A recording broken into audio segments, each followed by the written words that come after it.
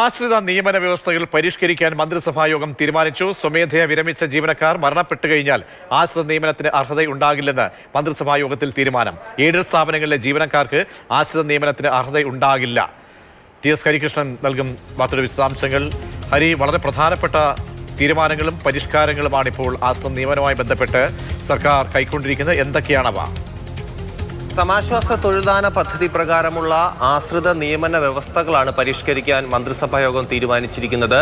ആ വ്യവസ്ഥകൾ, പുതിയ വ്യവസ്ഥകൾ തത്വത്തിൽ മന്ത്രിസഭായോഗം അംഗീകാരം നൽകിയിട്ടുണ്ട്. അതിൽ ഏറ്റവും പ്രധാനപ്പെട്ട ഒരു കാര്യം പറയേണ്ടത്, സർക്കാർ സർവീസിലിരുന്ന് മരിക്കുന്നവർക്കൊക്കെ അവരുടെ ആശ്രിതർക്ക് ജോലി കിട്ടാൻ അർഹതയുണ്ട്. അതാണ് ഈ പദ്ധതിയിൽ പറയുന്നത്. ഇതിൽ തന്നെ ജീവനക്കാരൻ മരിക്കുകയാണെങ്കിൽ 13 വയസ്സ്, ആശ്രിതർക്ക് 13 വയസ്സായിരിക്കണം. ആ 13 വയസ്സ് മരിക്കുന്ന ദിവസം 13 വയസ്സോ അല്ലെങ്കിൽ അതിന് മുകളിലോ ആണെങ്കിൽ മാത്രമേ ജോലി കിട്ടൂ എന്നുള്ളതാണ് ഏറ്റവും പ്രധാനപ്പെട്ട കാര്യം. മാത്രമല്ല, കുടുംബത്തിൻ്റെ വാർഷിക വരുമാനം 8 ലക്ഷത്തിന് മുകളിൽ ആവാൻ പാടില്ല എന്നുള്ളതും ഈ പുതുക്കിയ വ്യവസ്ഥകളിൽ പറയുന്നുണ്ട്. മാത്രമല്ല, ചില കാര്യങ്ങളിൽ ഇതും നൽകിയിട്ടുണ്ട്. അതായത് ഇളവുകൾ, സർവീസ് നീട്ടിക്കൊടുക്കുന്ന വഴിയോ പുനർനിയമനം മുഖേനയോ സർവീസിൽ തുടരാൻ അനുവദിക്കുകയോ ആ സമയത്ത് മരണമടയുകയോ ചെയ്യുന്ന ജീവനക്കാരുടെ ആശ്രിതർക്ക് അർഹതയുണ്ടായിരിക്കില്ല. അതായത് ജോലിക്ക് അർഹതയുണ്ടായിരിക്കില്ല. മാത്രമല്ല, സംസ്ഥാന സർവീസിലിരിക്കെ ജീവനക്കാരൻ മരണമടയുന്ന സാഹചര്യം പരിഗണിക്കാതെ തന്നെ ഈ നിയമനം നൽകുകയാണ് ഈ പദ്ധതി